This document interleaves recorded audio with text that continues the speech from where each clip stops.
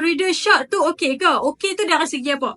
Kalau secara general, Reader Shock tu dia okey. Tapi okey yang depends pada kesesuaian kulit mana. Kalau awak tanya, Reader Shock tu okey tak untuk kulit jenis jerawat? Jawapan dia, Reader Shock tu okey tapi kulit awak tak perlukan lagi Reader Shock tu. Ni. Tapi kalau Reader Shock ni dia sesuai tak untuk kulit yang ada parut?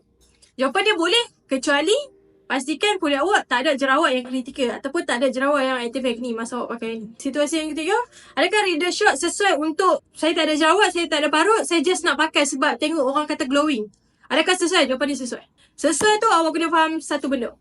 Kesesuaian tu dilihat based on keperluan kulit orang tu. Situasi yang Cik Syah create tadi, Cik Syah bagi tahu tadi ada 3 situasi. Digabungkan dengan formulasi ni. Sesuai ke tak? Jawapan dia sesuai. Ataupun tak sesuai tadi. Seterusnya, sesuai yang menentukan keberkesanan. Tidak terletak pada dua ni dah. Dia terletak pada memahami tentang reaction kulit. Macam mana kita nak manage reaction kulit kita masa kita bina rutin tu. Macam mana kita nak manage reaction kulit kita masa kita tengah pakai produk ni. Masa kita tengah introduce produk ni. Barulah awak dapat jawapan dia antara sesuai ataupun tak sesuai.